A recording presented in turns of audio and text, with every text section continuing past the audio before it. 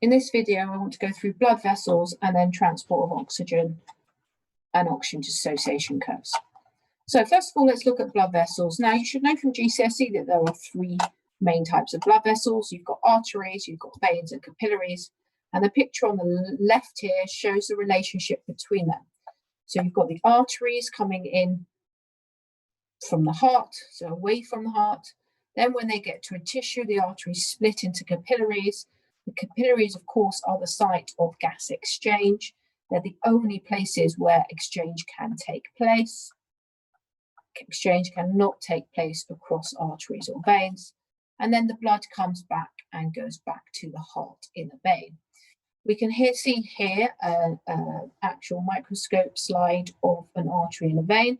So straight away, you should notice that the thickness of that artery wall is much thicker than in terms of the vein, but the lumen in the vein is much longer and wider than the lumen of the artery. So if we actually go and look at the structure, this is what we see. So we have a thick outer layer on both the artery and the vein. Then we have a muscle and elastic layer.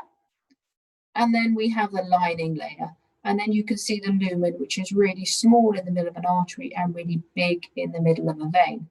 And the capillary itself is literally just the lining layer. It's a single layer of cells. So what do we know about them? Well, we know that the arteries carry blood away from the heart. And the veins carry blood towards the heart. And the capillaries carry blood from the arteries to the veins. We also know that the blood is under very high pressure in the arteries, but it's under low pressure in both the capillaries and in the veins. We already said that that has a thick wall, the artery, and a small lumen. Whereas the vein itself has a thin wall and a large lumen.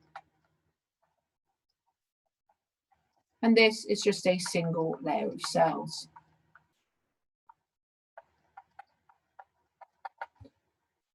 Now, because it has a thick wall, it's got a lot of elastic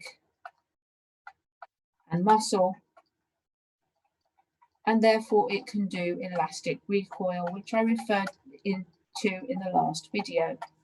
Whereas this has less elastic and muscle, still got a bit, but not much. And this has none at all.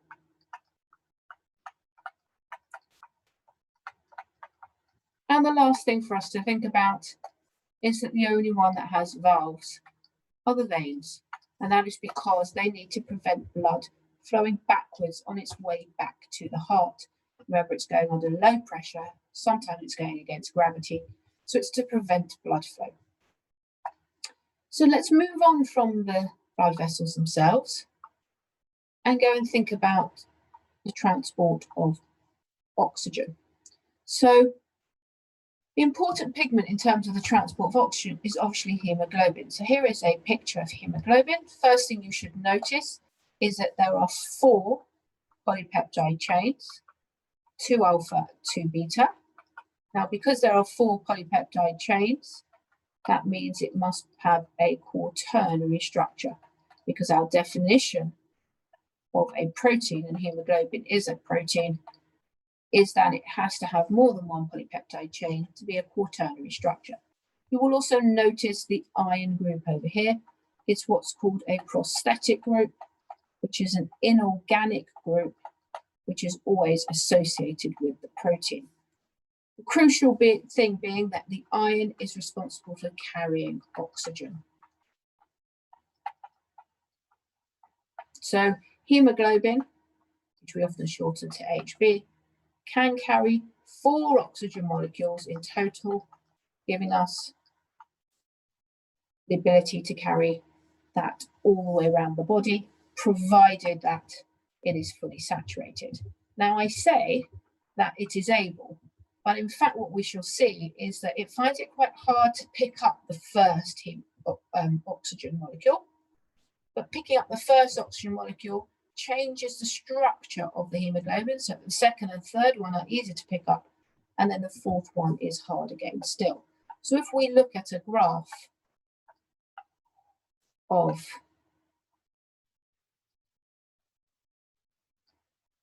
partial pressure of oxygen, which means the amount of oxygen available in the tissues, against percentage saturation of your hemoglobin, the graph is what we call a sigmoid shaped graph. It looks like that. So the first oxygen molecule is quite difficult. So when the oxygen concentration is low, it doesn't really pick it up. Then when it does pick it up, it picks it up and it can pick up the next one quite well, and then the third one quite well, and then the last one finds it quite hard to get up to nearly 100% saturation. It doesn't quite reach 100% saturation, it's about 97% normally. Okay, and this is called the oxygen dissociation curve.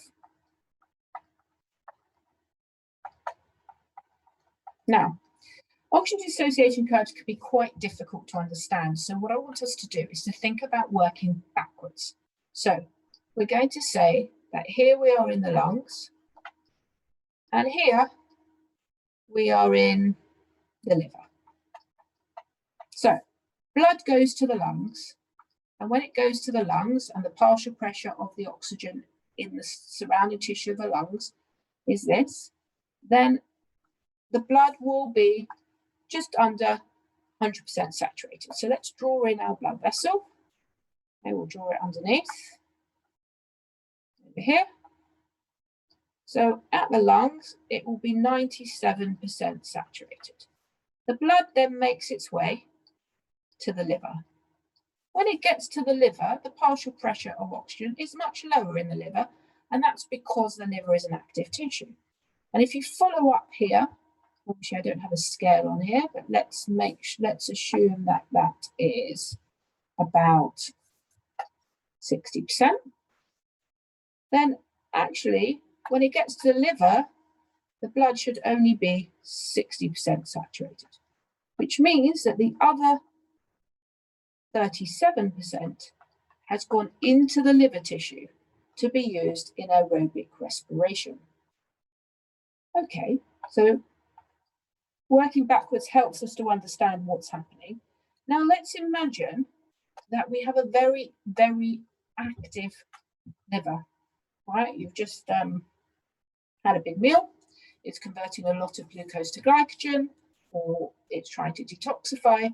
Whatever it is, it's very active, it's doing a lot of respiration, the carbon dioxide level is very high. So what we see is that the oxygen dissociation curve shifts to the right like this. I'm just going to slightly change how I've drawn it. Like so. No, it decided to make it straight for me. There we go. Okay, so that's when you've got high CO2. We call it the ball shift.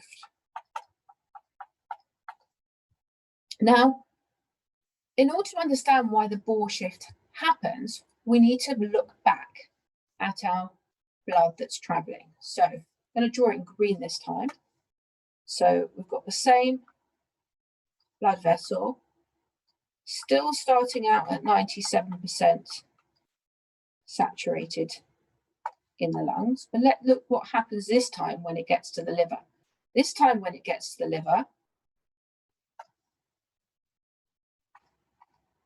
the blood is only 40% saturated, which means it's only allowed to hold on to 40% of its oxygen. This time it's got to give up to the liver 67%. Sorry, can't count, 57%, which means that the liver now has a lot more oxygen available for aerobic respiration, which it needs because it's got a high CO2. Okay, so high CO2 means that the blood is less saturated.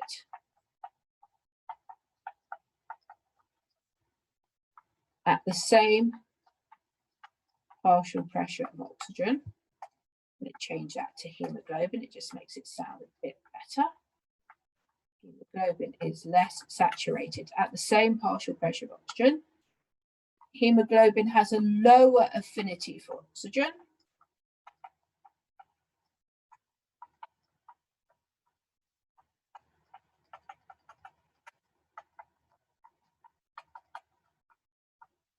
So more dissociates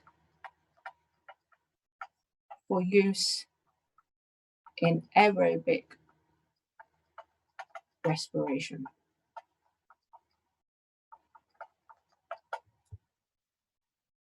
So that is the principle of the ball shift. Why it happens or how it happens is something different. That's to do with the way carbon dioxide is carried around the body.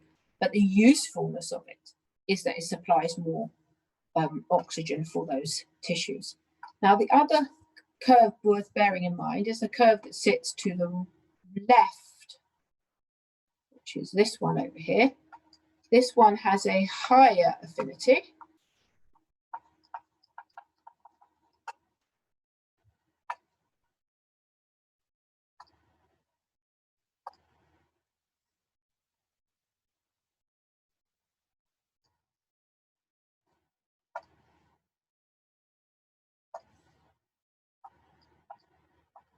This one has a higher affinity for oxygen. And examples are fetal hemoglobin,